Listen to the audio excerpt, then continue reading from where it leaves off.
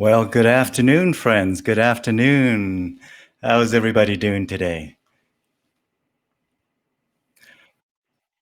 Good, good. I see, I can hear that my guests can hear me in the green room. That's a good sign.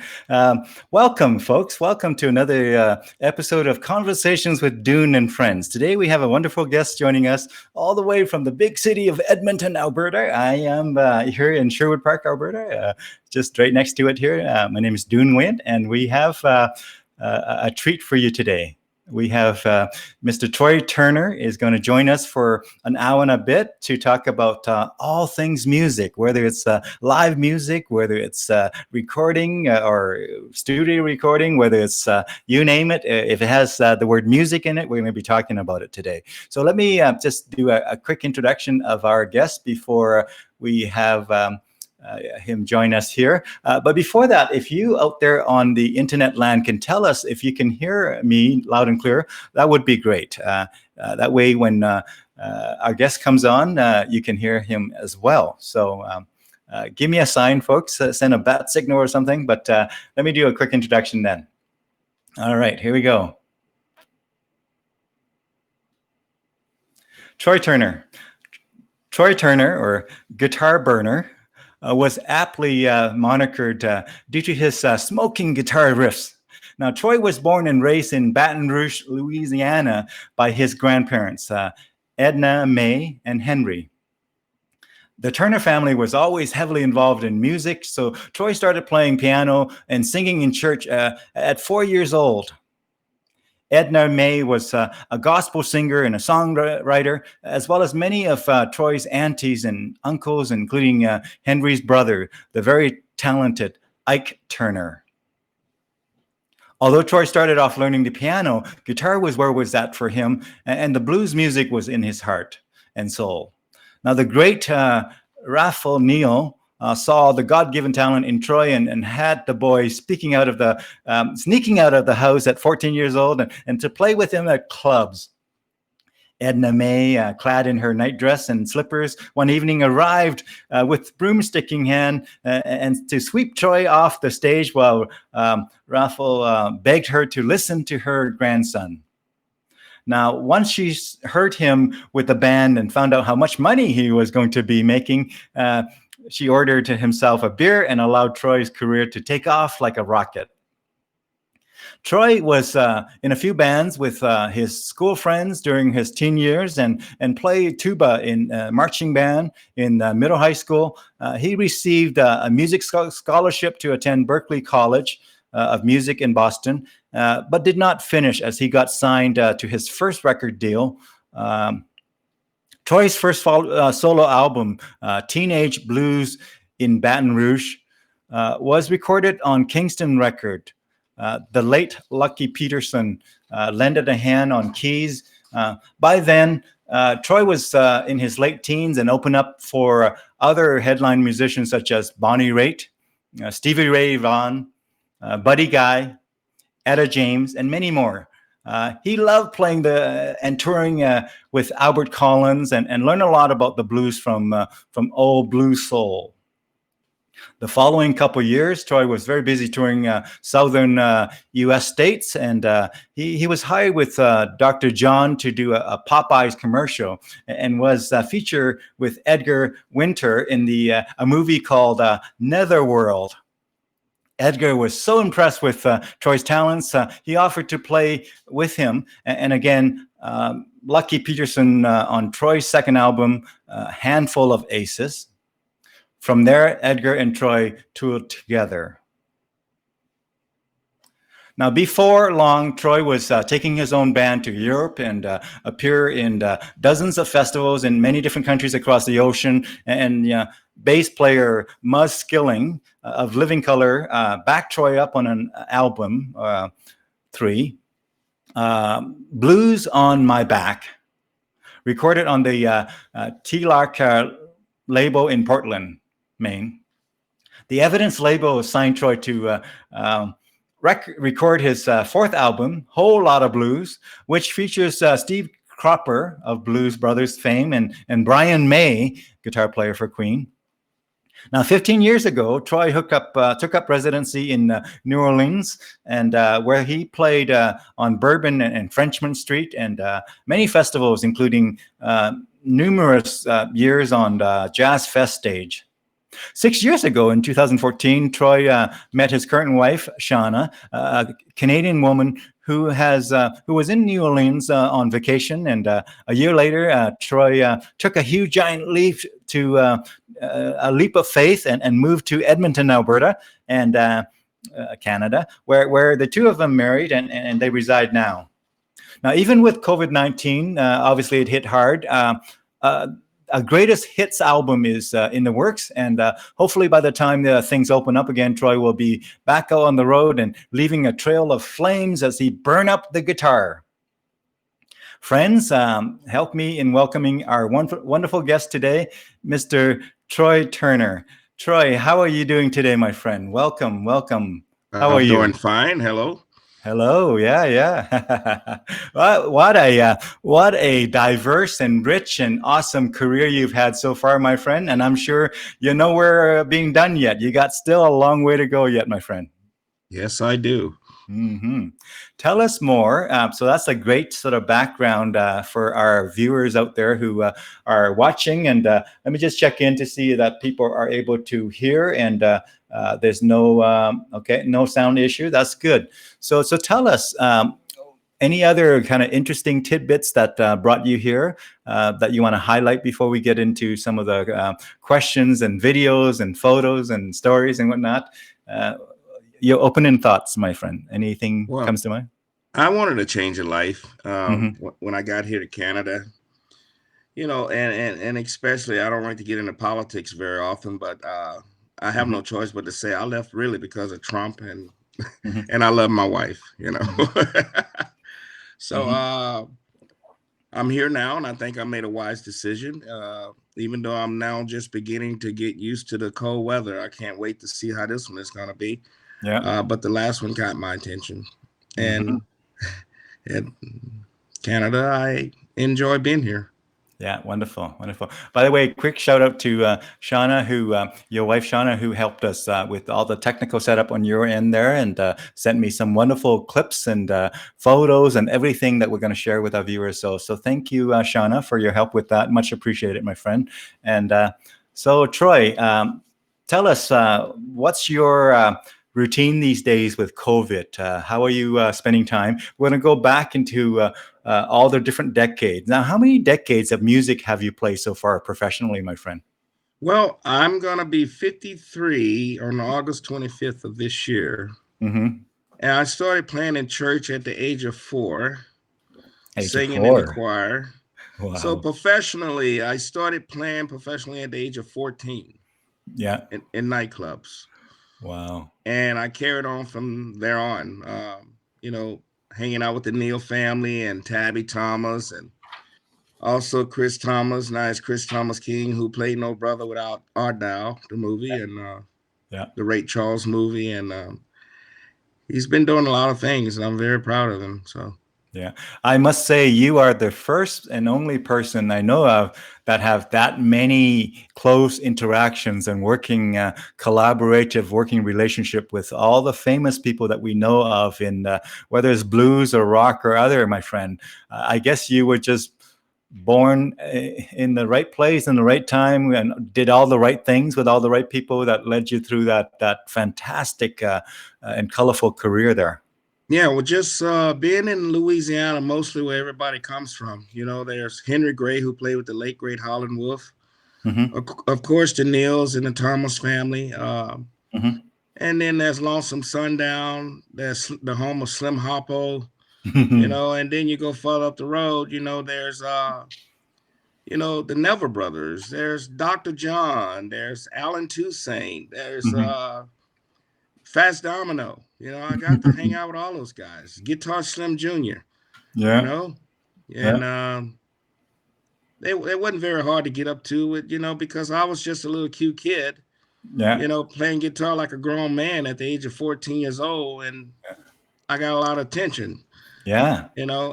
Thanks to the help of Jay Monkey D bringing me from Tabby's Blues Box after opening up a show with him and Johnny Adams and brought me to New Orleans for the first time. And I never saw buildings so tall, and looked like they were about to fall on me. And then I got to hang out with Lazy Lester and play behind him. Uh, and I was still in school. Yeah. I mean, I was just like in 8th or 9th grade. Mm. And then it just happened so fast to where the stages just started getting bigger and bigger and more people. And living with grandma and grandpa, I didn't have any bills. So, man, I raised up all this money. And my grandfather said, you better put this money away for a rainy day. Yeah. And I didn't know what he meant. Because, he gave me my very first car, which was a 1976 Chevrolet Malibu. And it was just traveling up and down the highway back and forth. And then they didn't even know I was, all I had was a driver's permit. They didn't even know I was going to New Orleans and Texas and stuff. And then he asked me why I stayed gone so long. And after a while, he started copping the mileage down on the vehicle and asked me, where did I go? So, for whatever reason, your story so far, I heard so far, reminded me of a similar kind of story or similar situation as Joe Bonamassa, who started guitar at a very young age and, clearly kind of focused it for a long time. I'm sure you have you had a chance to play sort of in the same circuit as he does, or any kind of same venue at some point? I never met Joe Bonamassa. I'm looking forward to meeting him. I heard a lot about him, and I hope he's heard about me. Yeah. Because in many ways, your story so far is very parallel to that. Now, some of our friends are chiming in. I just want to say here, Mr. Steve Abel says, hi, Troy. And Mr. Rail Fagnon here also chimed in and said, hey, Troy. So keep them coming, folks. Feel free to ask Mr. Troy Turner here some questions along the way. So yeah, because I don't know if he's older or younger in age than you are, but roughly the same age. And the story was very much similar, kind of played it from a very young. Cool. Yeah. It just happened, at being at the right place at the right time and meeting the right people, Yeah. So when you again play with all of these people and collaborate and work with very famous people, what's sort of one positive thing that you have encountered about them that people may not know? What would be one positive thing that you could say about all these fantastic famous people that you work with? Well, being in the blues circuit, I didn't know who they were, to be honest with you. I had no clue where I was. I was just a kid. Yeah. And, they'll tell you, don't get the big head, and I didn't realize until after they passed away who I was actually sharing a stage with, who I actually got to shake hands with, who I actually got to be on stage with, and sat in on a tour bus with, and it was just like a job to me. I wasn't really worried about the fame or anything. I wasn't worried about finances. I was just worried about staying safe. And they took care of me. They babysat me. They watched me. They told my grandmother, we will take care of him, don't worry about it, Miss Turner, we got him. And nice. yes. So you kind of grew up with all the greats there and kind of benefit from them because you were very special and unique, kind of not many kids that can play like that and that are committed to professional music the way you did. So you were a very kind of special thing for them, I would imagine. Yeah, I must say Coco Taylor and Albert Collins was the strictest. Albert watched every move I made, Mr. Collins, and hey son, no, don't talk to that girl. No son, don't do this, don't do that, don't bring any food on my bus, and don't go in that corner over there, where they smoking marijuana or whatever, and he kind of kept me on a leash because I was curious. You bet. I mean, the fact that you started music so young and play in those circles and all of the things, and the fact that you made it to this point and relatively healthy and relatively kind of balanced in your perspective is a testament to how well it turned out, I think. Yeah. Yeah. Tell us, we're going to play a quick video clip for our viewers here to kind of just get them kind of started on the kind of a taste of what it is here. Tell me, my friend, which one you would like me to play. What I'm going to do is I have a few other links as well, but I have Troy Turner, Boom Boom is one. There's No Hard Feelings with Jimmy Rick, and there's the Sweet Home Chicago, and I've got some other links as well of Colin James. In fact, you play with Colin James. Yeah, and Edmonton Blues Society. Which one do you feel like starting off showing our viewers, my friend?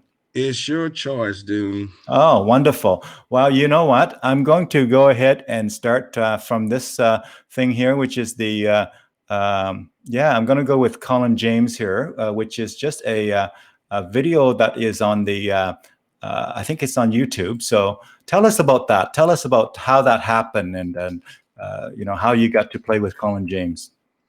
Well, or how he got to play with you, I should say.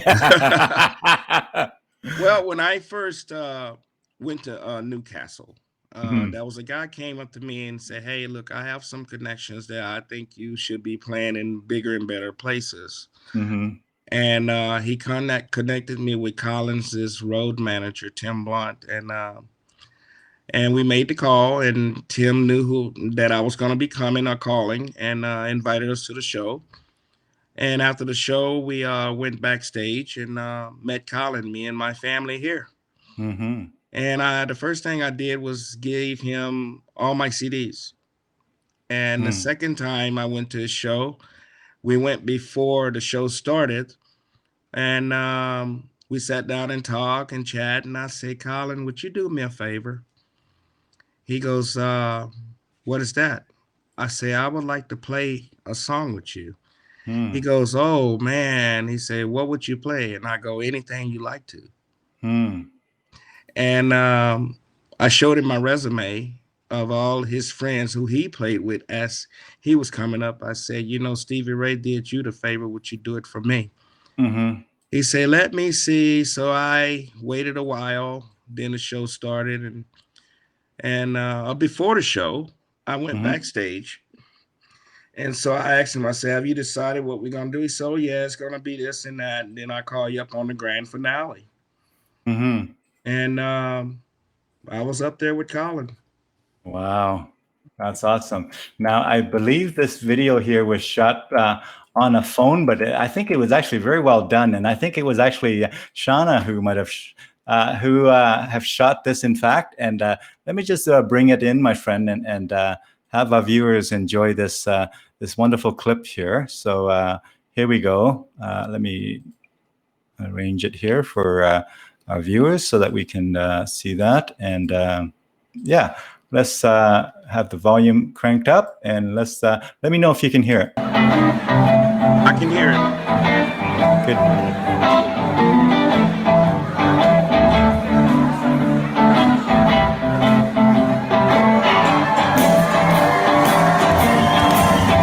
You're the one that really gave me a buzz. You're the one that really gave me a buzz. I didn't think I could last much longer, but it shows you just how wrong I was. You're my aptly study, darling. You're my midnight dream. You know I love you, baby. The one I've ever seen. You're the one that really gave me a buzz. Didn't think I could last much longer. It shows you just how wrong I was. Come on, baby.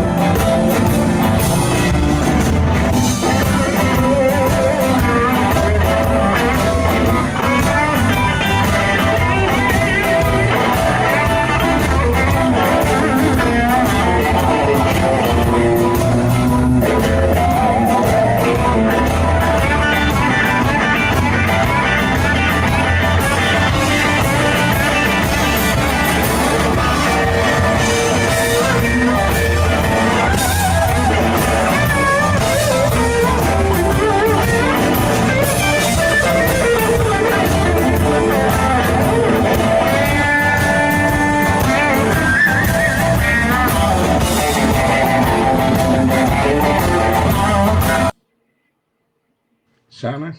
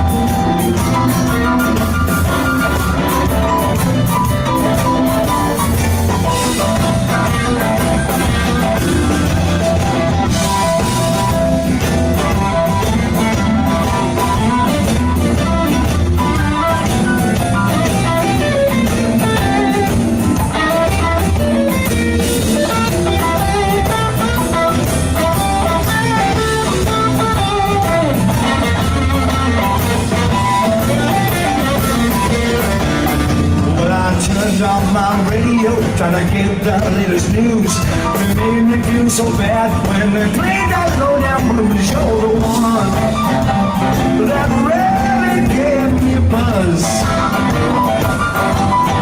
Didn't think I could last much longer, but you showed you just how wrong I was.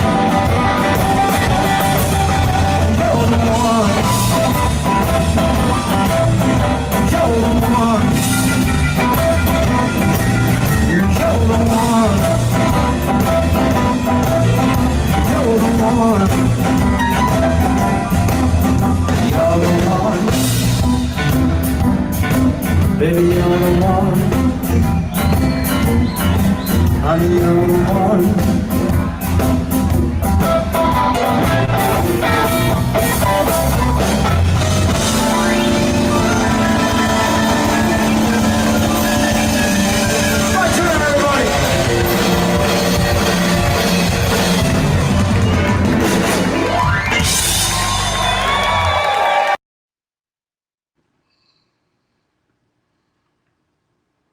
Fantastic, fantastic. Yeah,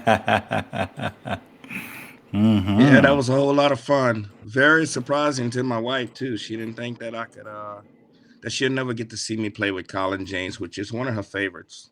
Yeah, nice, nice.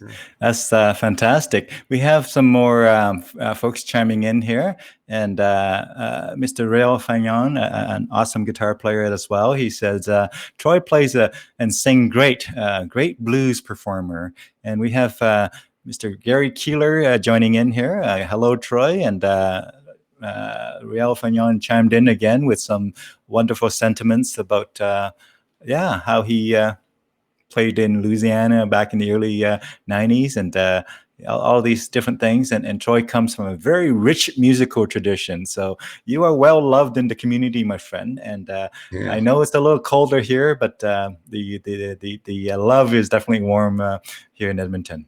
Yeah, Greg Wright, who played with Michael Jackson, told me, he said, "Man, you moving to Canada?" He goes, "You better get yourself some bear fur."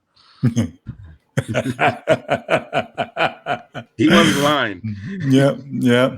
Well, cool. Well, thank you for chiming in, folks. Keep them coming. Keep the comments coming. And if you have any questions for Troy, that would be great as well. Let's keep engaging in the conversation here. So tell us, do you have a highlight, my friend? If you think about all of your career in music, several decades, all the way from, you playing in churches at 4 years old, now you're 53-ish. So like 50 years of performing. 50 years of performing. Is there one highlight that is top of mind that you want to share a story about, my friend? Well, the highlight is with the upcoming musicians, which I don't know where the music industry is going to go. Now with the COVID and everything, we don't know what the world's going to be like, but just keep focused and Hmm. stay away from illegal substances and Hmm. follow your dream. Yeah. Cool. Is there a kind of a story in your musical journey that you really kind of is top of mind for you that you want to share with our viewers? Is there any either good story or a bad story that might be of interest to our viewers? Well, like I said from the last question, good stories. It's just stay focused Hmm. and follow your dream. Yeah. Um, Cool. and I really didn't quite understand your second question. Yeah, no, I was just curious if you have a story that you want to share about along the way, but that's okay. We'll get Well, back to on the that. way, it's just stay away from drugs and Yeah, alcohol and bad yeah. people. Yeah, Focus on your dream. Don't let anything get in the way. Follow your dream, and you will probably succeed. mm-hmm, mm-hmm, Uh, Stay writing. Believe in God. mm-hmm, I do, and that's who mm-hmm, brought me this far because mm-hmm. I ran into some trials and tribulations and hard roads and Yeah. holes to dig myself out and to pull myself up by my bootstrap. Mm-hmm, mm-hmm, I'm a recovering addict also. mm-hmm. I'm Yeah. I'm 10 years clean, Mm, and yeah. it's awfully Congratulations. proud to be able to sit here and face the computer and say, "Hello, yes, I'm still alive, and I'm able to tell you about it." Yeah, yeah. That's not the answer, you know. Mm-hmm. Yeah, yeah, yeah. So tell us, do you ever got back to the piano, or really once you got onto guitar, piano was just a distant past? Do you Well, play other instruments? that was always a piano around the house. My Mm-hmm. my aunt Vita played piano, and my cousins and Mm-hmm. everybody could boogie woogie. And my grandmother was excellent on the double bass Mm-hmm. piano. I and Yeah. that's and I still haven't mastered that yet. I don't think I Mm-hmm. ever will. Mm-hmm. Yeah. Um, and any other instruments I play? Yes, I play 7 different instruments. I play tuba, saxophone, trombone, baritone, guitar, bass, and piano. Yeah. Uh, Basically, I read music on all of them, Oh, and nice. but my master was the bass because I played bass sousaphone from 6th grade through high school, Yeah. and I was taught by Napoleon Keller. Within 2 weeks' time, from 6th grade, they moved me to 8th grade to advanced band. Oh, nice. And that's what my preference was music, because any other subjects that I had, I wasn't interested in them. And Yeah. straight A's in choir, band, and art, and that was it. I even Yeah. failed physical ed because I didn't dress out. I practiced my guitar. Uh, Yeah. I looked pretty stupid running down a basketball court with cowboy boots and shorts on. Yeah. Yeah. Yeah. Yeah. So I just didn't dress out. And so what they did, they moved me to another elective, which I had like 2 band classes, 2 choirs, and maybe one art class. Yeah. And my grandmother, she did not play around. She put me through summer school. Mm-hmm. Even though I wasn't failing, I was getting ahead. Mm-hmm. So once I got ahead, back then you only needed 22 units to graduate. Yeah. So when I got my 22 units, my last year of high school, I had all electives. So it didn't even make no sense for me to go to school. Mm-hmm. So I had got a job at an Exxon service station, and I felt proud walking around with an Exxon on my shoulder, on my Yeah. chest, Yeah. and Troy. And I had a grown man job Mm-hmm. making $10 an hour. That was top dollar. The Yeah. minimum Yeah. wage back then was $3.35 an hour. I was making Yeah. $10 an hour, Nice. and I was in 10th or 11th grade. Yeah. Yeah. Yeah. So they Uh, went on ahead and let me graduate, and then I won a grant to go, to Southern University, and then off to Berkeley for half a semester. And then I got a call from Bob Greenlee. We want you to record at King Snake Studio in Sanford, Florida. mm-hmm. I was 21 years old. Yeah. So it sounds like you have had no difficulty with music or with people or with making money, doing kind of whatever work is appropriate. and really learning a lot along the way, and continue learning. But yeah, very. Yeah, it happened quite fast. My grandfather said, "You sure you want to drop out of school?" He didn't want me to play music at all. Mm-hmm. He wanted me to go to Diesel Driving Yeah. Academy, and he said, "If you finish Diesel Driving Academy, I'll buy your own tractor and you be your own boss." He was from Mississippi, Centerville. Right. That's where Ike is from. Mm-hmm. And I was just I didn't want to drive truck. He said, "Well, you're a good driver." He said, "You used to take my car all the way to Texas and New Orleans without telling me, and you're gone for a couple of days, and I asked you where you been, and you finally tell me the truth." So, but when he decided to give me a car, it was actually on a prom night. Well, I had a prom date. Yeah. I had my tuxedo. I had, got the girl corsage and everything, and she burned that line up, calling, calling, calling. So I kept hearing about Austin, Texas. Uh-huh. And so I took Dad's car all the way to Austin, Texas. And so when I got back to Louisiana, he asked me how was prom. I said, "Oh, it was good." He said, "Did you guys take any pictures?" I said, "No, we didn't." He didn't want to. Uh-huh. So he said, "Well, why is that 1,200 miles on my car?" Mm-hmm. I said, "Dad, I went to Austin, Texas." And he goes, "Why?" I said, "I'm looking for a musical career, not a wife, because she told me I had to give up the guitar and take on her." Mm-hmm. So I let her go. And Yeah. and so he said, "I don't want you to go to school tomorrow." So I thought he was going to put me in reform school for boys or something, Uh-huh. And I had a job. I made good grades. And so anyway, he takes me to Polk Chevrolet the next morning. He said, "That's mine. This yours." He reaches in the glove compartment. He said, "This the papers to your car. You got to do is pay your insurance." Yeah. And back then, liability insurance was only $60 a month. Gas was 60 cents a gallon. Yeah. So I had my own car. Yeah. Yeah. And Hey. so when I Yeah. went to Austin, I was walking down 6th Street with a tuxedo on, and I had a Hondo guitar. And that was this guy playing an acoustic guitar with a bucket in front of him with a little cap string down and straggly hair and zits in his face. He wasn't the best looking guy. And he said, "Hey, you play?" I said, "Yes, I do." He said, "What kind of box you got?" I said, What you mean box?" I didn't know you could call a guitar a box. Mm. Some old blues men say axe. Where's your axe? What kind of axe you play? Yeah. Yeah. So he said, "You want to go to a jam session?" And then I said, "Where about?" He said, "Antone's." Mm-hmm. And you know who that was? I let Ray in the car with me and had no clue what he was going to be. Who was that? That was Mr. Stevie Ray. Wow.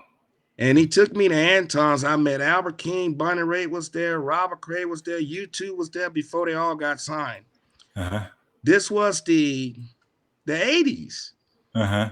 And so I became pretty close with Tommy Shannon, the bass player. Tommy gave me his phone number, and Chris Whipple-Layton and Reese wasn't there then, Uh-huh. And so he said, "Come on up and play." And Steve said, "Let me see your box." So he grabs my little cheap guitar. I mean, it was only $125 back then. Uh-huh. And I never knew that thing could sound like that. Mm. And so I heard that they were coming to Grand Street Dance Hall. Uh-huh. And I had a high school teacher, Yeah. Debbie Puckett. Her dad owned a studio in the country, who recorded Aaron Neville, Tell It Like It Is, and, the Winter Brothers. They all was right there. Johnny and Edgar raised up in Bogalusa. Mm-hmm. They from Beaumont, Texas. And Stevie was coming, so he left some passes for me at the door. Mm. And my high school teacher took me to the concert. And he was happy to see me, and he looked well. He looked clean up and everything. And didn't ask to set in because I was still intimidated of him. And I just got to hang out with him backstage and take pictures. And there's a lost picture of me and Stevie before I even started wearing the hat. Yeah. And Tommy Shannon always kept in touch with me, and I kept in touch with him. And so they were playing the Audubon Zoo, and I went to that concert too. And Stevie Ray was playing the Riverboat. I went to that concert too, and that's when I got to meet people like Paul Simon, and hung out with Katie Webster and BB King, and there was Coco Yeah. Taylor and Etta James on the cruise ship. I got backstage, and man, I got to meet Mr. BB King. Yeah. for the first time. Tell us about this photo that I'm going to share with our viewers here. There's a photo right here, and I'm going to just bring it up here, my friend. Just give me a second to show it here, and this one here. Ha, ha, ha, ha. Oh my God. Tell us about that one. Oh, I was backstage. I went to a Buddy Guy concert at the House of Blues in New Orleans. Uh-huh. And I got backstage, and that was Dan Aykroyd in the VIP room. And Dan Aykroyd just came up with a recipe of the vodka in the skull. Uh-huh. And we tested it out and tasted it and everything. And Buddy Guy know him. You know, Buddy is from Baton Rouge, you know. And actually, he just moved back there. And so we were back there taking photos and everything, and right when he was about to go on stage, I asked him, could I set in? He said, don't ever ask nobody to set in. He said, let me invite you. And he said, how are you coming along with your health? And so he pulls out a Stratocaster, and he signs it to me, and he say, now if you pawn this one, I'm gonna come whoop you, you know. Because like I told you, I'm a recovering addict. Okay. Yeah. And I still have that guitar today. Oh, it's nice. signed by Mr. Buddy Guy. Yeah. Fantastic. And Dan Aykroyd said, he was nice to me, and from the Blues Brothers, and that's his club. He's got a chain of them, and so I didn't get to set in that night, and I was kind of upset. So I just I kind of like veered away from the show. And but at least Buddy Guy gave me a gift, and he said, this is your mojo. He said, next time I see you, I want to see you playing this guitar. So that's a great story. Here's somebody who's giving you musical instruments even before he experienced you playing live, you know, that night. You know, if he sort of give you the instrument after you played on stage and wowed the audience, that would have been cool. But the fact that he actually chose to give you the instrument before you even got to play, that's even in a way more cooler. Yeah, well, Buddy knew who I was, you know, being a child prodigy, through a man by the name of Dick Waterman. Dick Waterman managed Bunny Raitt, Buddy Guy, and also he managed Jimi Hendrix, that I didn't have no clue he did. Being a 14-year-old kid, being backstage at the Jazz Fest with some of the most phenomenal artists that you hear on the radio today. Allison Casserlow, who used to manage Professor Longhair, took me on. And it kind of, you know, made Mr. J Monkey D pretty mad that they took a liking of me, and just, you know, and I went out on my own, you know. Yeah. And so Buddy heard the news, and he really helped me out tremendously. Nice. Now I want to share another video, my friend. Tell me about this video called the I'm going to probably go with the Troy Turner Boom Boom. Does that take us to the recent years, I would imagine?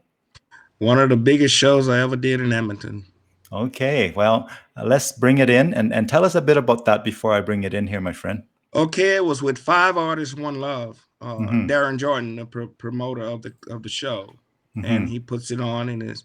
And when you go to his auditions, and which I was recommended by a friend, he don't want me to say his name because he don't want too many people on him. And but anyway, I went, and he called me up and asked me would I like to do this song, which you performed John Lee Hooker for about 5 or 10 minutes, and I say sure.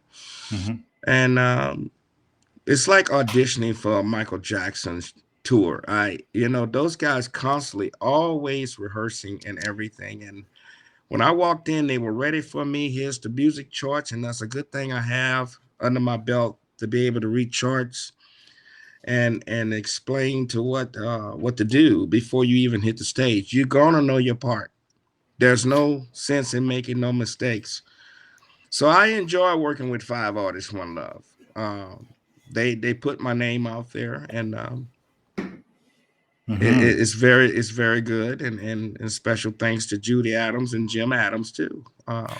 You know, I bet you there are some people out there who might be surprised that you are that proficient with sheet music for the various instruments that you play. You play 7 instruments, and you said earlier that you can actually work with, music charts and sheets and whatever have you for all those instruments. So that's a lot of musical depth there. When somebody see somebody who plays the blues, they might be thinking, well, they're really soulful, but they're not into the sort of the formal kind of music sheet music kind of thing. But Right. it sounds like you got both sides covered. Let's Yes. listen to this clip, my friend. Let me know if you can hear the sound properly and without the echo here. I will manage the echo here, and let's hit play here, and let's enjoy this. Yeah.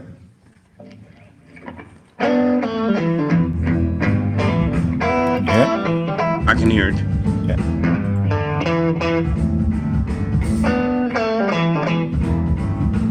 Boom, boom, boom, boom. We're gonna shoot you right down. Gonna knock you off your feet. Take you home with me. Hey! All right.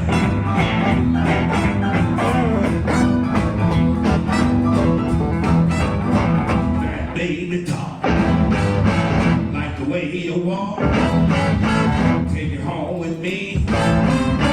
Boom, boom, boom, boom. Hey!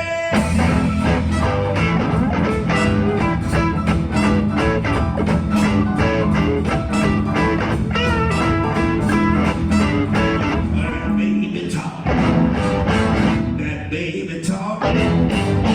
Like the way you walk. Oh, take you home with me.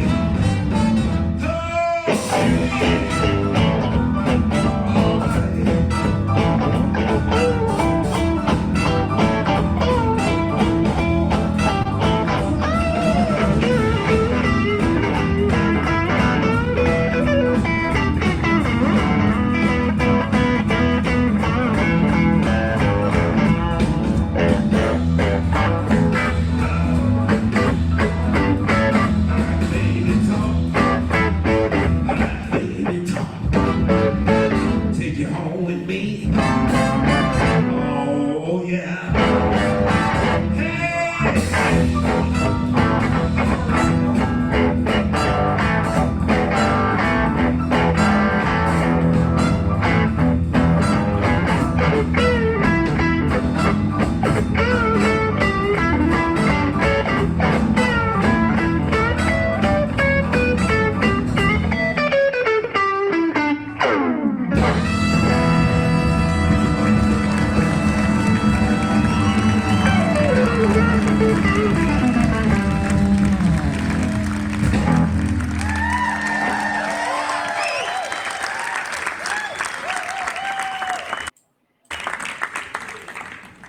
Fantastic. Whole out Lots- show.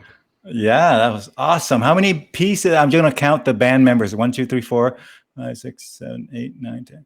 Yeah, 10 piece plus you. So 11 of you on stage there. I Yeah, might as be an missing one. orchestra. Yeah, So fantastic. if you notice on some of my timing, John Lee Hooker didn't have great timing, and it's very hard to mimic John Lee Hooker. But the band usually followed him, but I had to have them follow. I had to follow them and jump off a timing and where it can meet on time. And that's what John Lee Hooker did. A lot of musicians could not follow John Lee Hooker because he really had bad timing. And so that was meant to be like that. Nice. Authentic and Yes, authentic. yeah, not wonderful. Wow, I love the stage. Where did you say which stage was this again? I forgot now. Do you remember the stage? What?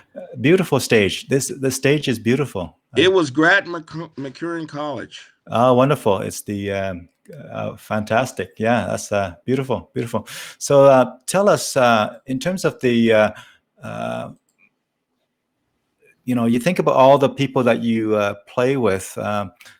Is there a name that stands out that you want to talk about for a little bit? I know I have a lot of photos to bring up and share here, but tell us about. Let's see here. Ike Turner. Is that obviously that he's part of your extended family there? Any story about Ike that you might be able to share in this particular venue here? Or He really didn't come around very much. Usually when he pulled up at the house, I was a little bitty boy, but I was happy to get that 50 or $100 bill where I can go get my Snicker bars. But Dad did not, really. My grandfather was more military. Okay, yeah. Ike was more party type. Okay, yeah. So I really didn't know much about him. The last time I talked to him was 2004. He played at Tipitina's in New Orleans, and he very rarely remembered me. And all he could say, "You look familiar," and all this. So I left it at that. Yeah. Very cool. So tell us, in terms of the these days with COVID, it sounds like you're working on some a music project right now, as well as doing some live show again. Maybe was it socially distanced shows? Perhaps is that on the horizon? Yes, we just did a show at the Blues Can in Calgary, and the way the stage is set up, if your band in tight, don't even call Tina. Yeah. Because the band members cannot see you. You actually are in a glass cage behind the band. We did quite well. We got invited again, actually, on the 19th of this month. That's good. And I love playing the blues can. It's awesome. But if you're a singer and your band in tight, don't even try it. Your band has got to know where you're going, and that comes along with knowing music and playing together and knowing the songs that they should be in order of. I really enjoy doing it, though. It's like being in the studio. I mean, I got my own little comfort zone. I don't have to have nobody harassing me. It's like one of those studio. Like the glass booth. You actually in a glass booth. Nice. When you're singing to the crowd, they can see you through the glass. Yeah. But there's nobody there to harass you or nothing. And if I need a cocktail or something, or if the waitress want to bring me most of the only thing I drank was water anyway. So I really enjoy doing it. And it's kind of like a modern version of the city. What is it? Houston city limit, Austin city limit. Yeah. It was awesome. I enjoyed playing that, and it sounded great. I mean, you could hear everybody through the monitor you in there with, and you talk. You can actually hear your voice through the glass door. Yeah. And I kind of cheated a bit, though. I cracked the glass door where I can hear the power of the bass drum and the bass coming through, and so I could actually get as loud as I want to, which I'm known for playing loud. And yeah. So I actually went out and invested in a small amplifier, and the clubs are really happy with it now. I'm not blowing everybody out. Yeah. Well, Marilyn chimed in here. She said, "What an honor to hear your story, Troy." And she also says, miss live music so much. This is amazing, she says. Now tell us, you are also working on some sort of a recording project as well, or beyond the live music these days during COVID, you're working on another project, is that right?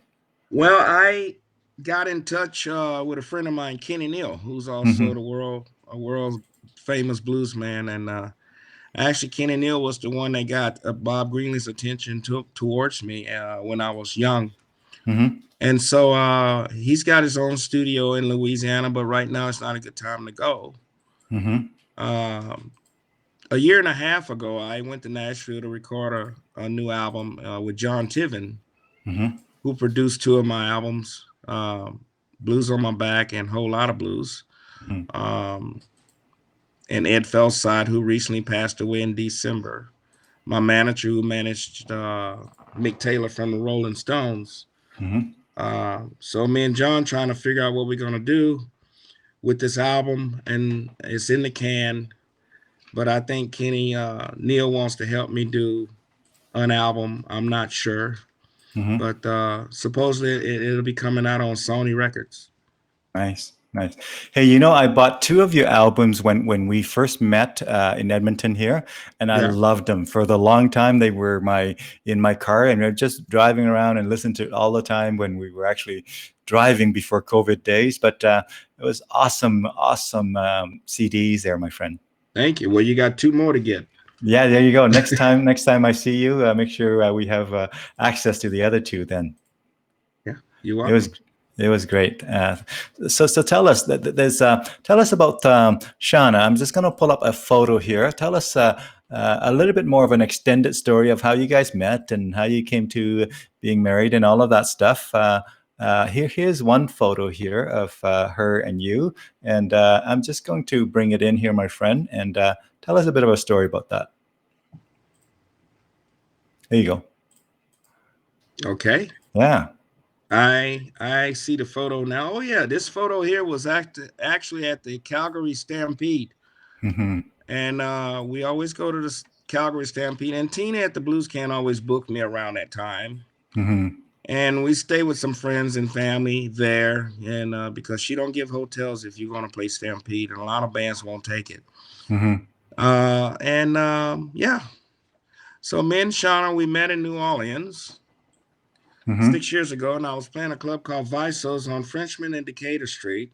And so she was with her sister, her niece, and her niece's friend. And she heard that guitar, and she said she had to come in to hear this guy. And when she walked through in the club, she automatically caught my attention because that dress was painted on her. And my bass player, George Dean, he said, "You like her, don't you?" I said, "Yes, I admire her very, very dearly." And he goes, "Well, why don't you go over and talk to her? She can either say yay or nay." And so I went over there, and she bought all my CDs, and I think I gave her an autographed picture of me and Stevie Ray Vaughan. And I showed her around town and took her to meet Guitar Slim Jr. He was nominated for a Grammy at the time, and she went out and bought a dress and got her hair all did up and everything. And so only form of transportation I had back then was a 1200 Harley Davidson. Oh. And I had to borrow a pickup truck from a friend of mine to take her out on a date. So after I'd taken her out on a date, she said, "I don't have much time, but I'm gonna come back." And I didn't think she would, and I couldn't tell you how many trips she made to Louisiana to visit me.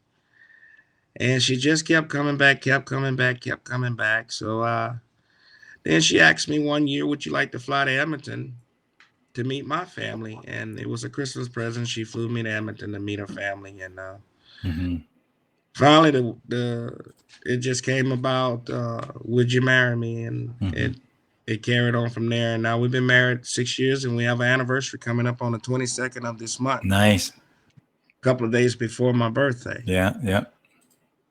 Fantastic. Cool. Well, thank you for that sharing that story. It's always good to kind of hear how people meet and the journey they go through. I appreciate that very much, my friend. I'm going to play another clip here and tell us what is in the maybe the story or the background behind this clip here that I'm going to pull up here, my friend. And that clip is going to be a clip of, I'm just going to kind of pull it up here. We did that. Hard Feelings with Jimmy Rick and at Basin Hall. See if you can tell us a bit of a background on that. Okay. The Basin Hall. It was a funny stage. I'm trying to picture exactly. You talking about the song "No Hard Feelings"? Yeah, you bet. Yeah, I wrote that song. Yeah. And it was recorded at King Snake Records, and it came out, I think, on my second album, Handful of Aces. Yeah. With the help of Bob Greenlee and so forth. And the Basin Hall, that's Jimmy. Jimmy Scott on bass, who played with me on Bourbon Street, Frenchman Street for years when I moved from Baton Rouge to New Orleans. And that's Rick Jones on drums. And we were three-piece. And we played the Basin Hall in Baton Rouge on 3rd Street, my hometown. And it was a good show. And I think Sundance opened up for us. And Sundance got to share the Jazz Fest stage with us last year. Even though we got rained out on the big stage, but the small stage we got to play it, and was invited again this year, but we didn't make it because of the COVID. Let's So, take a listen and enjoy this piece here from Can you hear it? Yes.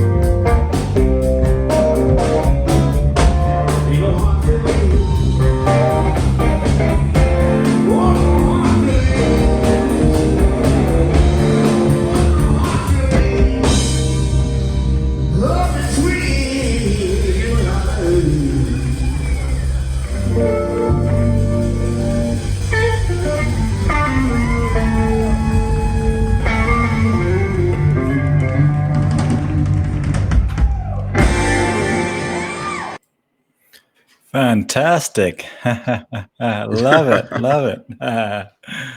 Thank you so much. It's fun, hey, to kind of reflect back and have a bit of time to kind of reflect on your career a little bit. Yeah.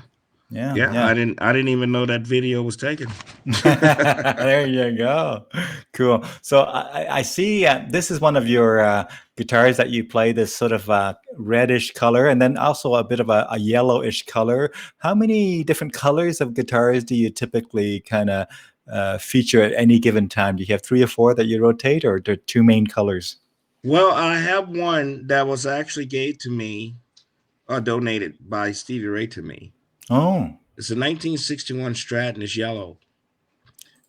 right. And it's got 12 gauge strings on it and it's tuned down to D. So, and the one buddy guy gave me, I usually don't play it. And it's tuned a regular standard tuning. Then it's a 1980 Strat. Also, I have this new one that I bought when I got in touch with Blue Siglar from Alligator Records, and I just knew he was going to sign me. He liked 4 of the songs out of 5. And he told me I had to move back to the States. And a possibility of moving to Chicago. And then Shauna wouldn't have any problem with that. I said, okay, well, and then he asked me, he said, Troy, would you promise me and guarantee to me that you will be able to do 150 dates a year on the road? I said, yes, sir, I can. So he wrote me the letter and I was shaking like I was just nervous, like I had probably about 4 pots of coffee. And he refused. And I went out and bought this guitar, a USA Fender Stratocaster Elite. Yes. $3,000 guitar. And I have another one like it, but it's in a square body. And I wanted to change out the guts in it, which is the pickup and the pick guard and all of that. And a friend of mine, Richard Blaze, actually had the same setup as a USA Elite guts, and he sold them to me for like $150. And I took it over to Nate, and he put it together for me. Nice. So it's the same kind of guitar now, just lighter. Nice. Also, I have a 1964 Telecaster with a 72 Stratocaster pickup in the middle. Was gave to me by Steve Cropper and Brian May. A lot of people, a lot of famous guitar players give you their guitars, my friend. Yes. You must have had a really cute face. Yeah. Jay Monkey D named me Babyface, and I hated it. You know, I had a perfectly round face when I was a kid. But anyway, also I have I don't know what year it is, but I think it's one of the first made Ibanez acoustic guitars. And I got it from Tabby Thomas's bodyguard, Art Young, when they were tearing down the Blues Box on North Street in Baton Rouge, downtown. And it was just sitting in the club. I think it had 3 rusted strings on it, and it was all dusty, and I cleaned it up. So that guitar belonged to Tabby Thomas, and he sold it to me for $20. Oh, nice. And what else I have? Oh, and it's a beautiful blue. And also I have a another guitar that I just purchased. It's Epiphone 335. And that's my birthday present to me. Wow. And my wife actually had me a guitar. She's going to buy me for my birthday the same guitar, but a blue. And she got mad at me for buying it. So I said, well, just get that one too. She said, no. I say, I never have enough guitars. Yeah, us guitar players are strange that way. Now, tell us about this clip here of Troy Turner Live and the Da Vinci Talent Agency Presents. Tell us, how far back does this go? That was actually an Edmonton Blues Society party. And Da Vinci Talent Agency, Dustin Williams, who used to actually promote a lot of boxers. So I was like the first musician, I think, that he was, you know, trying to present and advertise and get exposure and so forth. And I think he did a real good job on it. But I was actually supposed to play some of the boxing shows, but it got canceled because somebody got killed in a ring or something. Oh, no. and it was on the news that a guy got hit Uh-huh. and he didn't come back to life. Uh-huh. So that was the Vince's talent agent right there. So now, it was more of a sponsorship thing. Mm-hmm. So I haven't heard from Dustin in a while. I would like to say hello to him if he's listening. Oh wow. Yeah. Hey Dustin. Yeah. Hey, let's click play and listen to this piece. I'm going to roll just a bit of it. Do you know it well to kind of know if we should start from the beginning or somewhere in the middle? I'm going to maybe start from the beginning and we'll fade it out at some point here because it's 10 minutes or so. Sure. Yeah. Okay, here we go. Let's take a listen.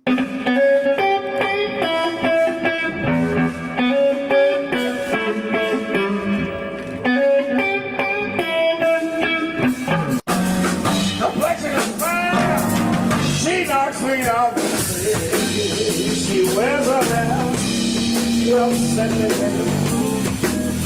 I'll say that yes,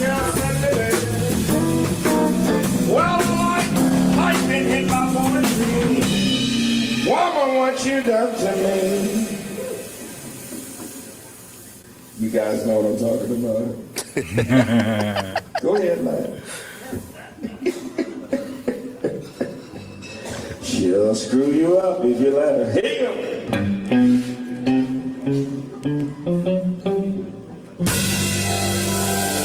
I'm not even gonna say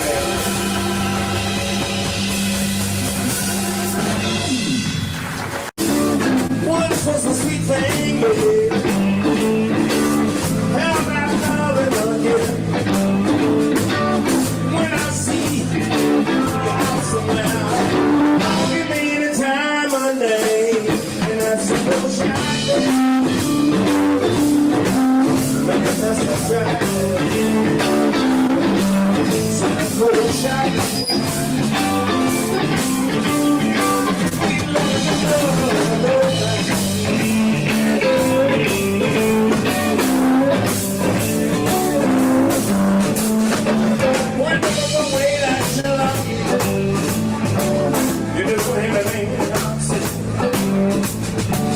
When I see the house somewhere, don't give me the time of day, and that's the little shining. Man, that's the track. Little cool shining.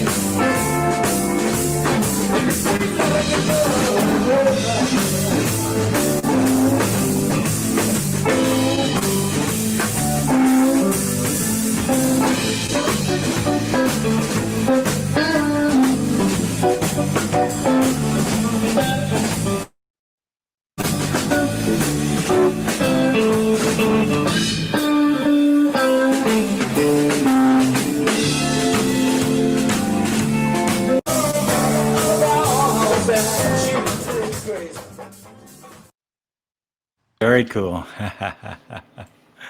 So tell me, it sounds like you play mostly Strats, but recently you got into some of the look like 335s, Epiphones and whatnot. What is it about the Strat that you love so much? I think I know why, but did you discover it early on, or did you play something when you were young, something else, and then discover the Strat? Well, when I was younger, like I said, I played a Hondo. I had a Memphis, Mm-hmm. a Arbor, cheap guitars. Mm-hmm. And when I was going to school, back then the desegregation came about with Chris LeBlanc, Mm-hmm. who's another local celebrity there in Baton Rouge. Mm-hmm. We grew up together at Bel Air High, and his Uncle Louie, Mm-hmm. the first time, put a 1972 Stratocaster in my hand, and I loved it ever since then. Yeah. And you basically can get any tone you want from a Strat, and when you make a mistake, it's kind of hard to tell. Mm-hmm.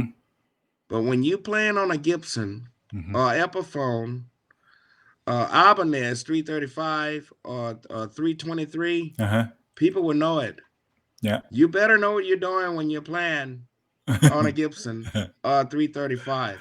I have never heard it described that way before. I am enlightened with that piece of knowledge because I that makes sense because they are a little bit more kind of heavy sound, right? So they just Heavy sound, light, the F notes, hollow body, whatever you like to call it. But I really got it because now I'm beginning to get, into the jazz, which makes me a jazz guitar player. That's what I am pretty much. And going to Southern University, the jazz course there was just amazing. Mm. I mean, studying under Alvin Batiste, jazz, New Orleans, jazz. Yeah. And now I come to Edmonton and I run up on this bass player, Richard Stenson, and Bobby Kidd, who plays jazz piano. And I'm adding it to my blues show, and the people love it. It's very classy. Yeah. Yeah. So, with my Stratus for Welling, like Hendrix and Stevie, and my own originals, mostly that I ever record with, it's a Stratocaster. And I mentioned it to Richard. I said, Richard, what you think about the 335? He said, totally different sound. Yeah. And I noticed the sound of the crowd that they're not hearing that cut, that on the Strat sound, Yeah.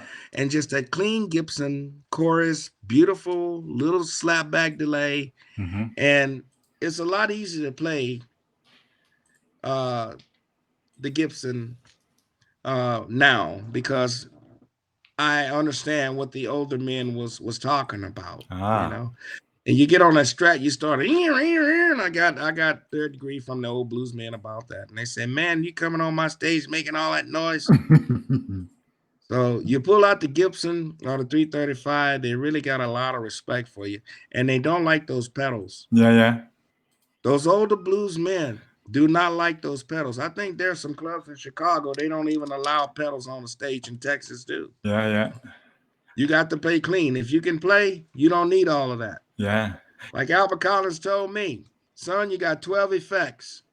You got 8 fingers, 2 thumbs, and 2 hands. That's all you need. Hey, I'm going to ask you, what's your feeling about the Telecaster? Have you experimented with it and decided that's not really your thing? I started off on a 72 Telecaster, and actually Albert Collins' autograph was on the back of it. Uh-huh. And I let it get away from me, and I feel bad about it. Mm-hmm. And actually it was bought and donated to me from Debbie Maddox, my high school teacher. Nice.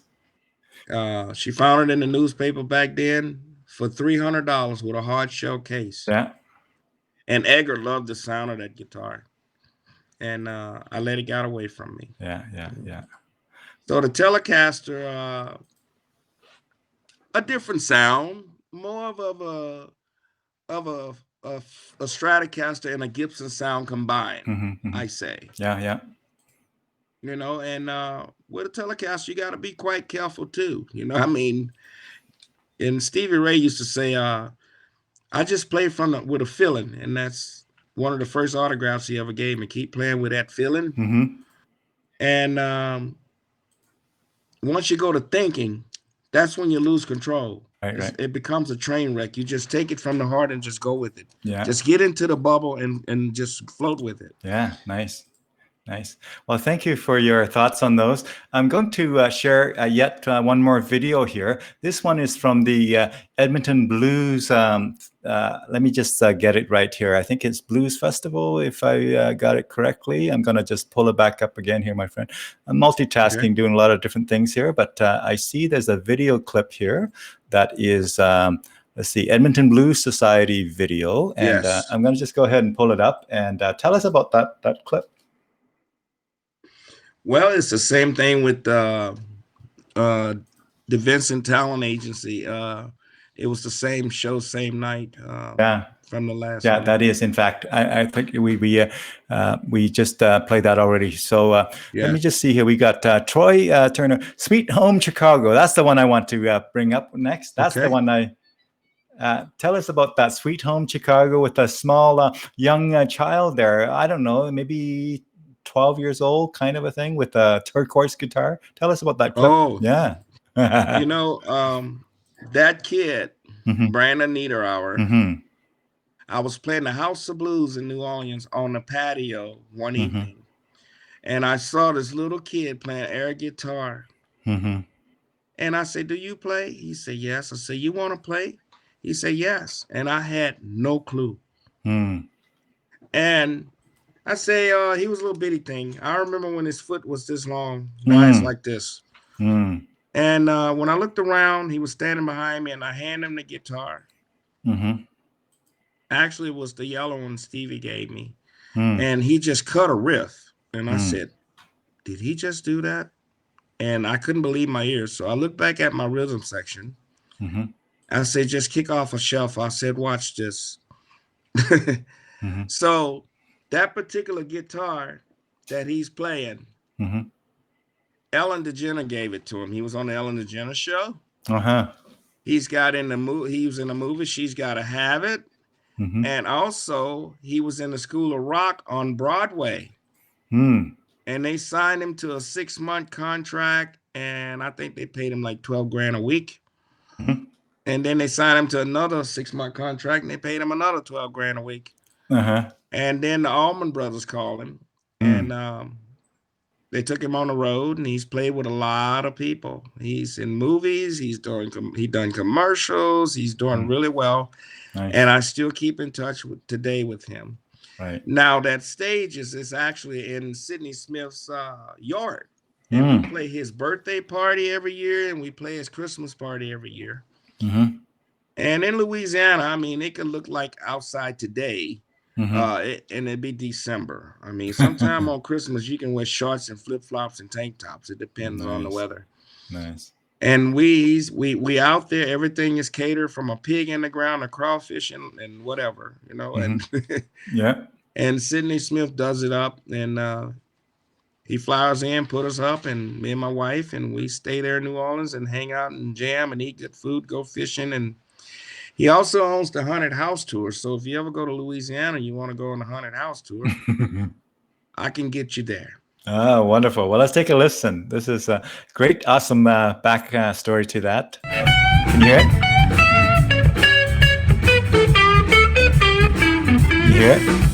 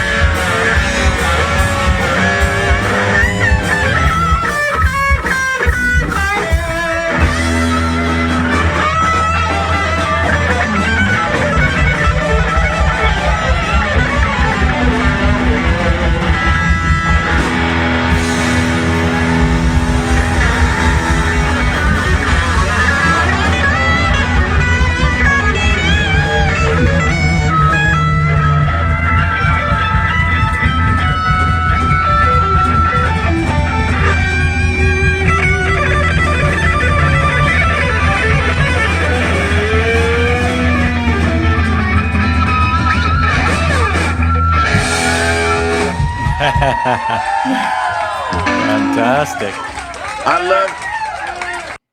I just love picking on Brandon a lot. And Yeah. I found this picture here. Oh, look at that. Let me just get rid of the text here so we can see it. Give me a second. There you go. Could you hold it up a little higher? Yeah, love it. And this guy is Sidney Smith. And that's Brandon and I. Nice. And this is how long I've known this kid. Yeah. And he still keeps in touch today and still call me Mr. Troy. Mr. Troy. You see, you have become what some of those great famous musicians were for you, my friend, when you were younger. So you did a full circle thing, which is very admirable. Yeah. Yeah, very good. Very good. So fantastic. Thank you for sharing that. I'm going to bring in some photos, my friend. We're going to have you tell stories about game for that. Yes. Yeah. We have a bunch of photos. I think what I'm going to do is in no particular order, I'm just going to pull it up here and let me see if you can see this photo. Here we go. Here's the photo. And I'm going to get rid of this here. And I think I'll even get rid of that too. But here's the photo that I'm going to bring in, my friend. And actually, I'm going to do this and entire photos. There we go. So we're going to do that. Tell us about this photo. What comes to mind when you look at this particular photo? That photo was professionally took at the Baton Rouge Blues Festival. Cool. I think Lazy Lester was on that festival at that year. And I think Jimmy Vaughn was there also. I'm not sure. But yeah, that was definitely the festival in Baton Rouge, Louisiana. Nice. There you are with your lovely, lovely wife, and who was very helpful for this interview as well. Thanks again, Shauna, for helping us with technology on your side there. My pleasure. Yeah, wonderful. So this must be in New Orleans, right? I mean, I can just tell. No. That's at the Calgary Stampede. Oh, really? Yeah. You know what I mean, right? It looks kind of like what it could be, but okay, yeah. Nice.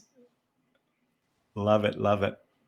Blues on my back. Blues on my back. Yep. I was 33 years old. Got signed to a big label, Telarc.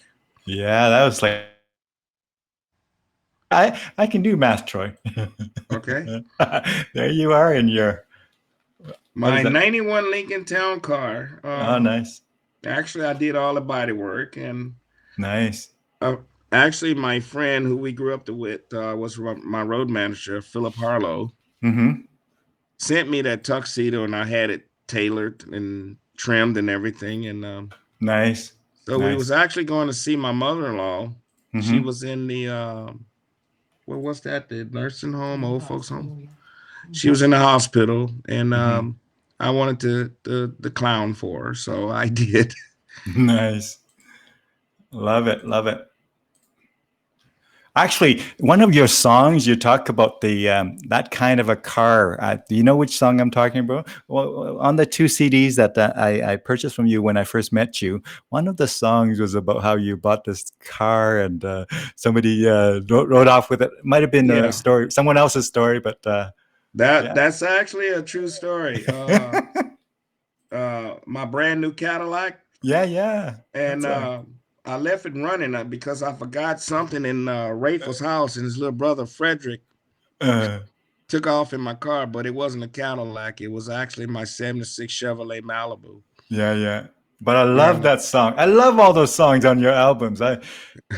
Great albums, folks. If you're into the blues and just all kinds of great songs, great guitar riff, great everything, to just buy a few of Troy's albums. Highly recommend it, folks. Highly recommend it. Very entertaining. It was in my car. I drove everywhere with it. It was just blasting away. Great. Yeah. Here we go with. Oh boy. We got Chris Thomas King, who played No Brother Without Thou in the Ray Charles movie, and Kenny Neal, and then Larry Garner on the 4N. Nice. Yeah. That's my family here in Edmonton. Yeah, that's Shauna again family here. Portrait. I think it was around maybe Christmas. I don't know, maybe Thanksgiving. we have so many get-togethers now. We missed that because of the COVID, and Yeah. so, Nice. Yeah, we've seen this before. I yeah, just can't buddy. believe you got,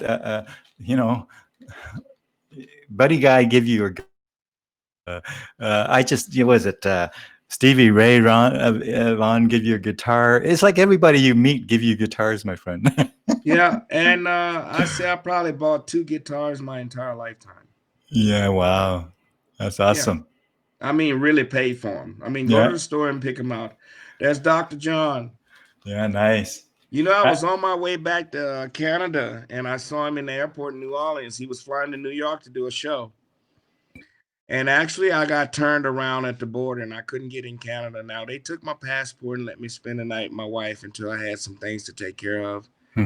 So, I had to be at that airport at 4:00 that morning, the next morning, and it was already 12 o'clock. So, Yeah, I got back to Louisiana and got those things taken care of, and now I have my permanent residency, so I'm good. nice. And that was the last time I talked to Mr. Mac. That's what his name is, Mac Yeah. Robelaw. That's pretty fancy cowboy boots there for snowy winter in Canada, my friend. I didn't know no better. That's awesome. That was actually my first time in Canada. Yeah, I can see the excitement. Yeah, I got to stand in the snow, and Yeah. oh yeah, this here is I'm the youngest in the Louisiana Blues Hall of Fame. Wow. Yep, Mike Foster was the governor, presented it to me. What year was this, my friend? Oh shoot, you know what? Looks like 1999. Yep. I see it right there. It was the 13th of December. Hey, that's my son's birthday. One of my son's birthday. Yeah, third actually. No, third. So hold on. 31st of December. Yeah, 31st of December. So like you were just party like it was 1999. That was the last of that. Yeah. The last day of 1999. Cool. Very good. That was the last award my grandmother saw me receive. She passed away that year. Wow. The one who put me through music school and raised me from 2 weeks old. Yes. Was this? And taught me how to cook and fish and drive a car and read the Bible. Yeah. Was it Edna? Prayers. Is it Edna? Is that her? Was that her? Edna. She was more of an evangelist. She threw on big gospel concerts, and she taught me how to book and promote and put shows together. And I started doing that, man. The musicians, they wait for it to come to them, but you got to chase your dream. Like I said, you can't wait around for nobody, and really can't trust anybody with your career. You got to move forward. You got to do it on your own. Then the job is done. And if you fail, you can't blame nobody but yourself. There you go, folks. Make it happen. Take charge. Be the CEO of your own musical career. Howard Rollins told me that. He said, man, chase your dream. It's not going to just come to you. And, Jeff Daniels and Aaron Neville was a part of my recovery. Jeff Daniels, who played in Dumb and Dumber, actually brought me to Iowa to hang out on a farm and clean up horse stables. Yeah. And I said, what has this got to do with my recovery? He said, well, you learn how to make money another way instead of your music, because it might be a damper in your career. You don't know what's going to happen when you get back out there, and you know how to do another occupation to make a living. Yeah. I say, this is something I don't want to do. I say, man, this don't have nothing to do with becoming clean and sober. And yes, it does. It teaches you discipline. Yeah. It teaches you that God gave you a talent, and you don't have to go worship the devil doing narcotics and screw up your life. Yeah. And would you rather be on the stage playing a guitar, or would you be shoveling horse dookie? Yeah. So now you're going to think about those things if you have to do that for a living. So he was a big part of my recovery. Yeah, nice. In other words, he looked at you as a full person, not just a musician, but as a person that he wants to get better and want to invest in that. That's cool. Tell us about this photo. Oh, my God. That was the day I got married. Cool. And Henry Gray was booked for the Edmonton Blues Festival. And excuse me, I didn't know who was going to be on the festival. So my wife read me the lineup, and she said Henry Gray. I said, I know Henry Gray. Henry Gray, remember when I couldn't even play? I was straight distortion, no clean guitar, no nothing. And he go to Tabby's, and you see him sitting right there. And he played the piano and didn't bother nobody. And I remember as a little boy, Henry had a bit of a drinking problem. And I remember going to see Henry Gray at the blues festivals in downtown Baton Rouge Business District. And they would bring him from the prison shackled up to play the blues festival. And so anyway, we left the number at the desk of the hotel where the artist of the Edmonton Blues Festival was performing and where they were staying. And Henry Gray phoned back. And he said, boy, what you doing way up here? I said, I live here now. I got married. I'm getting married.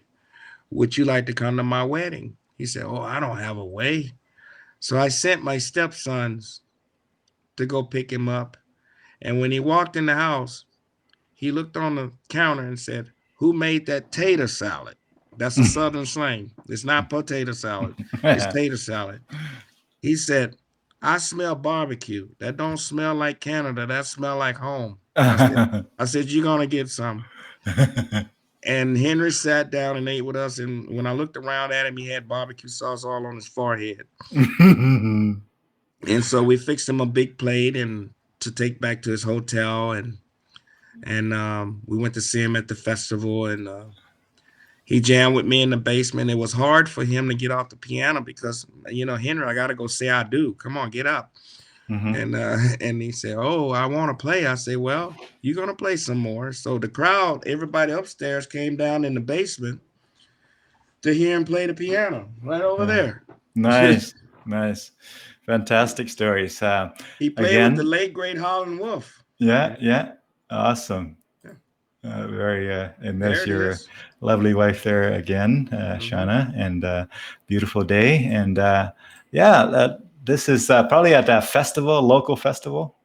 Yes, I think it was at Uva's place. No, that was the one out.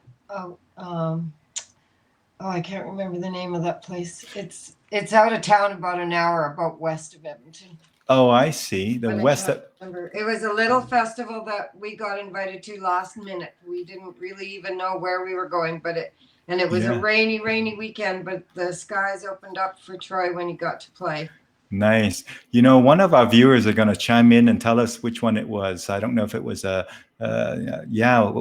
figure that out. But very cool. Very cool. So there you, Colin James, I want to say. Yeah. That's the first time I met Colin in person. Yeah. And we got backstage and took pictures and everything. Nice.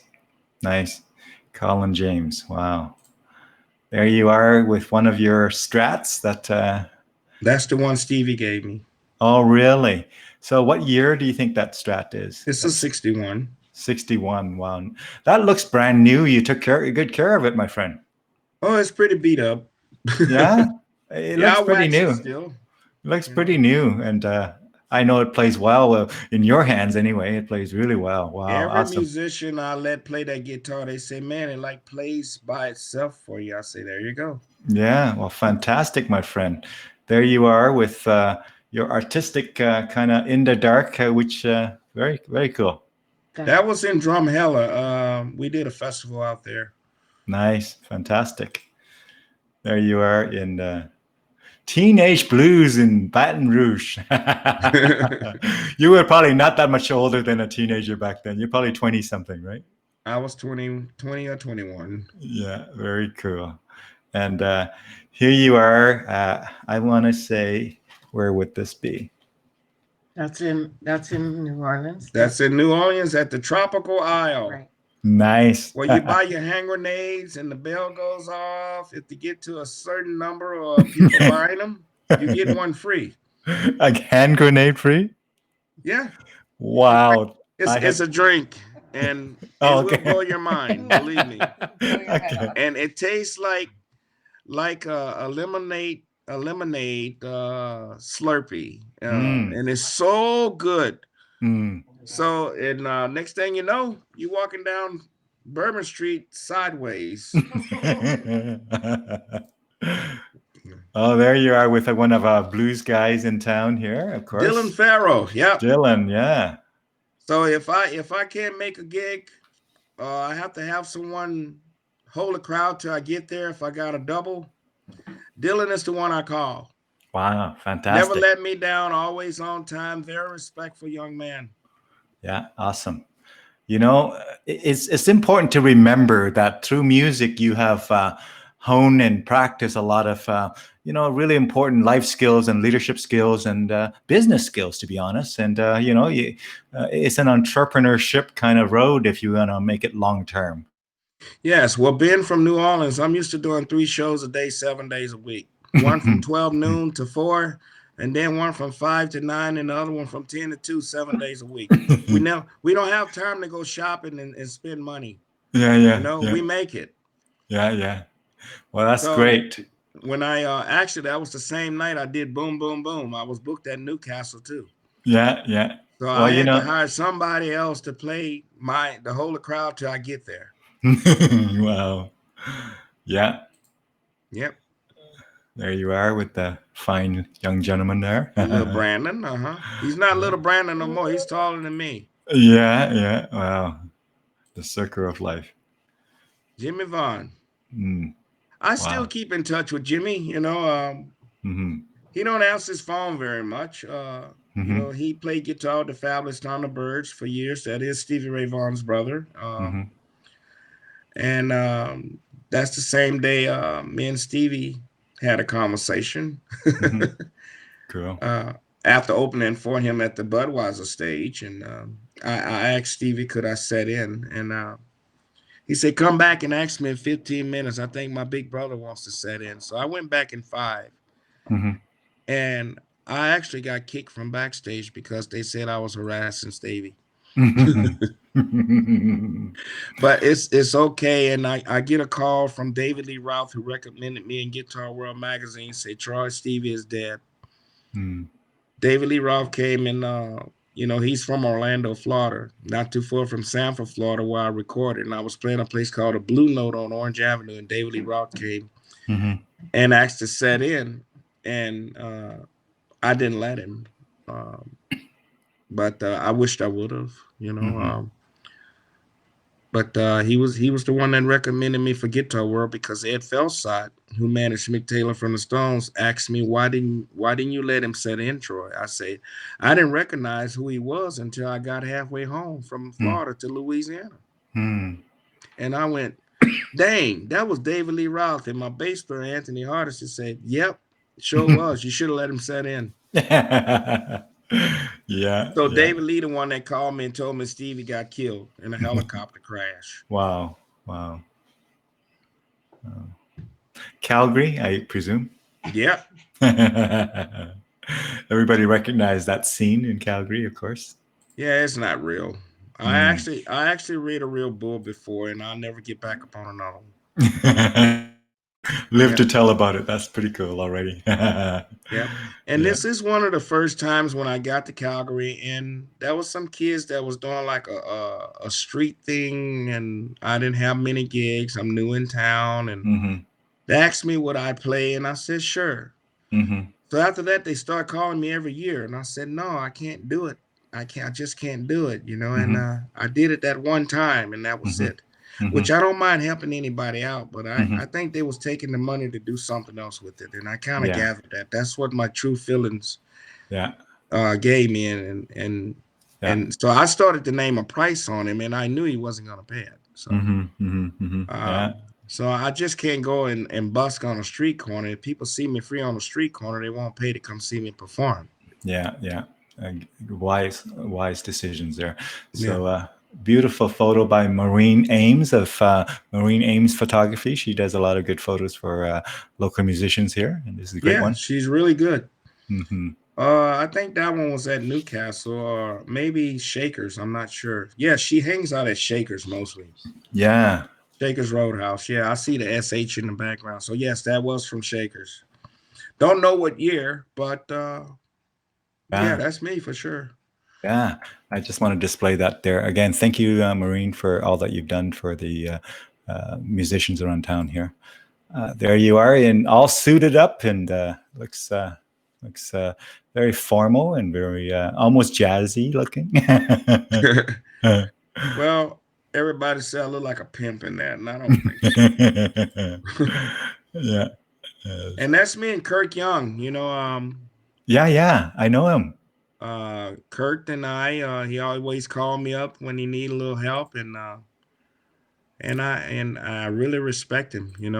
Very, very humble man. It's not the first show I've done with Kirk, and as you know, I am part native too. I'm Cherokee. Yeah, my grandma was full-blooded Indian. I believe this is the spelling of his name. Yes, that's it. Yeah, no, he's a great guy.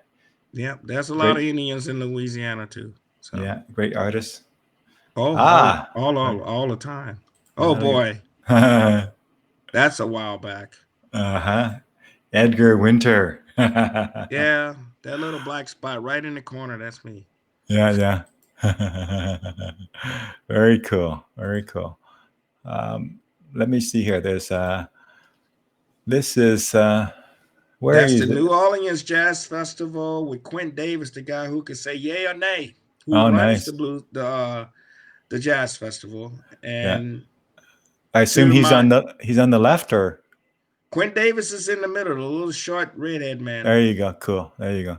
And that's Leroy Freeman next to him, and Charles Garden. He called himself Eric G. He's a producer. Nice. And on the far left there, that is Tom Barrow, who played with me for 30-something years. Oh, wow. Yes. Wow, cool. The drummer, yeah. Yeah. And that's Tom Barrow again on drums. Yeah. And to my left here, facing the computer, that's Chris LeBlanc. He's a local artist also in Louisiana. We grew up together at Bel Air High. He played trumpet and I played tuba in the marching band. And he's really a bass player, but now he's playing guitar. And that was actually at a Christmas party at Phil Brady's, one of the clubs I started in Baton Rouge. I bet you not a lot of our viewers know that you played the tuba. Surprise. Yeah, that's probably a surprise for some people. Well, I probably wouldn't try it now because I won't have the win. Been too long ago. No, I smoked too many cigarettes. Yeah. Oh, this must be barely 18, probably younger. 16. 16, yeah. And of course, we know who that is. I opened up for Mr. Clarence Gabe Mount Brown at in Mandeville, Louisiana. It's called a place on the barge. It's on the water. And that wasn't the first time I opened up for him. I opened up for him also at the Chimes in Baton Rouge near LSU campus. And he was on Alligator Records. I said, I want to be on Alligator Records. He said, you're not ready yet because you got a lot of stuff to go through. And I had no clue what he meant. The musicians, the groupies, the drugs, the touring, the hotels, managers, record labels. It doesn't get any easier. It gets harder. Yeah. All the guys want to be rock stars and do all that. It doesn't get any easier. You got to have an accountant. You got to pay your taxes. You got to stay clean and sober. It's a tightrope. And once you fall off the wagon, it's hard to get back on. And a lot of people won't allow you to ride. So make a choice. I took advice from these older guys like Mr. Gabe Mount Brown, especially Tabby Thomas. He told us some wild stuff. We thought he was crazy or retarded, but he was telling the truth. Yeah.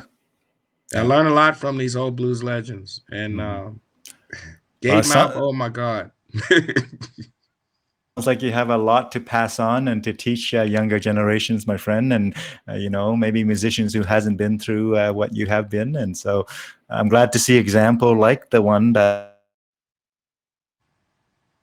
guy that has sort of been under your wing for a little bit there as you kind of share some with him, some wisdom. Yes. There you are with your red Strat again. I see that's does that have an S1 switching on it? Yes, I see a S1 switching on there. Yes. Yeah, I recognize that little pop in and pop out on the tone there. I got two of them. Yeah. Oh, I love those S1 switching guitars. Yeah, you don't worry about the electrical system in the club, because that you won't hear no buzzing at all, no matter what you plug in. Nice, very nice. I have a couple more that I want to show, and actually about 5. And then, so one of them is this thing here. Tell us about this thing that I'm going to have to share in a different way here, my friend. So let me go ahead and prep that up here, and tell us about this one here, and bringing it in here. Yeah, there it is. Handful of Aces. Reached 3.5 stars in Guitar World in 1993. Featuring Lucky Peterson and Edgar Winter on saxophone. Yeah. Dave Fiss on drums, he's deceased. Alistair Fox on bass from Cleethorpes, London, he's deceased. Those boys tour Amsterdam, Belgium, Holland, Paris, France with me, and everywhere. One of the best rhythm sections I ever had. And we were so close to where we actually could share one hotel room. Yep. Yeah. That's actually after Katrina, Whole Lot of Blues. Yeah. That's one of the CDs. Evidence. That's one of the CDs I got from you when I first met you, and it is an, you guys go out and get these CDs from Troy. You'll thank yourself for doing that. They're awesome. That's actually my house after Katrina. Oh wow, cool. And there's Stevie. Yeah. That's the last time I spoke to him. In front of what looks like a RV of some sort there. Yeah. Holiday something. Well, back then that was where you go get dressed at before you hit the stage. Yeah. Yeah. Your Jazz Festival, New Orleans Jazz and Heritage Festival. Ah, nice. Yeah. Nice. And we were talking, and boy, the biggest thing that I did wrong was actually sit in. Tell us about this one. Very cool. That's the one I'm talking about. Nice. That's the last time I spoke with Stevie Ray. It was at the New Orleans Jazz and Heritage Festival. And that's the year he got killed. Yeah. Now, I have another one that I'm going to bring in. So this is the Baton Rouge. So let's look at this one together. Is it going to change, or is it going to... give me a second. I wish I still had that body. Yeah, nice. Let me just bring that in one more thing here, and that is, where is that? This one here. Yeah. Okay, I'm still looking at Stevie Ray. Okay, yeah, let me just correct that here. 1 second. So I must have, you know what? Let me get rid of this thing here. And can you see this now? Not yet. I'm going to have to go and do this. No, I just see myself sitting in my desk. Yeah, there you go. How about now, my friend?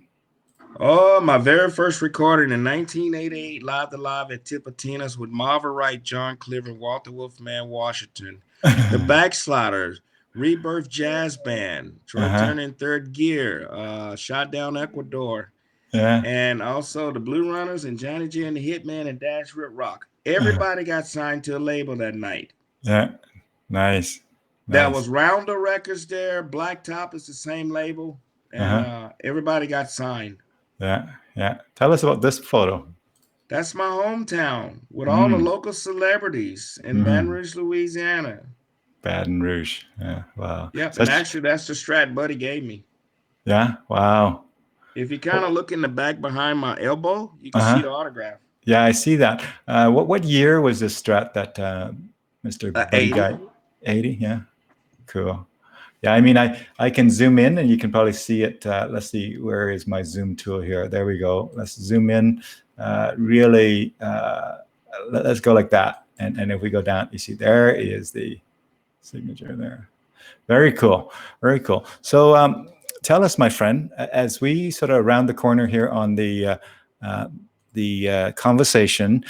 Were there things that you want to share with our viewers that we haven't gotten to yet that you like to kind of share or tell them, or any stories or anything like that you want to?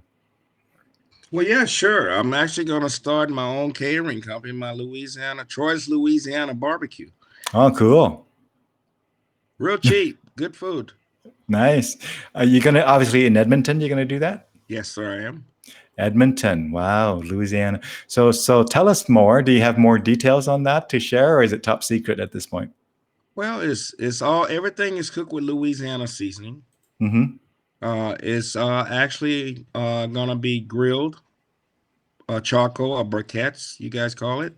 Yeah. Everything is smoked. Mm-hmm. And of course, my wife is gonna add her coleslaw, and we both cook the beans together. Nice. Or I can make my potato salad, and she makes her own potato salad. So you have to make the choice on those. Yeah. But yeah. my barbecue, I do that. Mm. Chicken, ribs, burgers, Yeah. smokies. Yeah.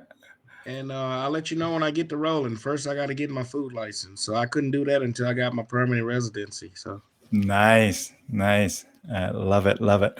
So a bit of a diversification of your time and talents. yeah, that's all I know how to do is play a guitar, sing, and cook. Yeah. Well, Marilyn has said thanks, Shauna. Earlier, Shauna, again, Marilyn chimed in there. But tell us. Let me just look through what I have here, my friend. You have such a rich sort of musical history that I want to make sure that we, that there's this one photo that I think that I want to bring out. Where is it though?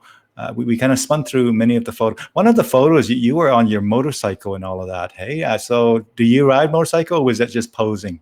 If I can convince my wife to let me get another one. So I have to say no more about that.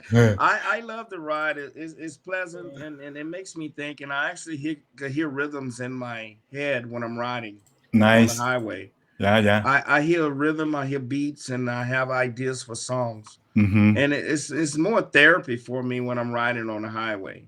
Mm-hmm. Because you're in the wind, but she doesn't understand that. But she don't want me to get killed or hurt really bad. Yeah. And I can understand that. I can understand that. I'm in the same spot. I used to ride motorcycles when I was 18, 19, 20 and whatnot. I have several of them, but sort of move away from that and haven't coming back. But again, it's always a pros and cons you have to weigh out in terms of where you are in life, and it's always yeah. So I want to just give me a second here. I'm going to bring this. I want to cycle the photos through here, my friend. And as the photos get cycled through, I wanted you to maybe just take us out by telling us, again, summarize some stuff. Tell us a story if you like. Maybe kind of you have a message or two that you want to impart with our viewers. However you want to do it, my friend, I would like to have you take us out here. And feel free, if you want to sing. This platform doesn't factor well for live kind of guitar and singing and all that yet. It's more of a talk show kind of platform. But if you want to do an a cappella, feel free. But take us out in any which way you want, my friends. Thank you so much for the time and effort you provided to us today to share your story and journey, and the exciting thing with the food, thing as well. And again, thank you to Shauna for your help, Shauna, in all of the things that you did for us prior to the show here. Yeah. Okay. So First of all, take us out. everybody, thanks for having me on the show, Dune. And I like to tell everybody to stay clean, safe, focus, pray that we get over this disaster that's going on in the world. And I'm awfully proud to be here and hope to see you guys soon, somewhere where I'll be performing. And let me know if you heard me talk on the show. And thanks to Dune for having me. Take care and God bless you.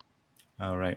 Well, thank you, Troy, again. Much appreciated. Mr. Troy Turner, the one and the only, and I would say the first person I have ever met who have ever, been in collaboration and really in the presence of so many great musicians of our time and of previous times and all that, and who have actually given them a lot of different guitars. And here's obviously something must be right in the way you resonated with them for them to be that generous with their the time and spirit and even possessions in some cases, like the guitars, and beautiful guitars at that. And again, thank you so much for sharing your story with us, Troy. And thank you again so much to Shauna for helping us make this happen from your end as well.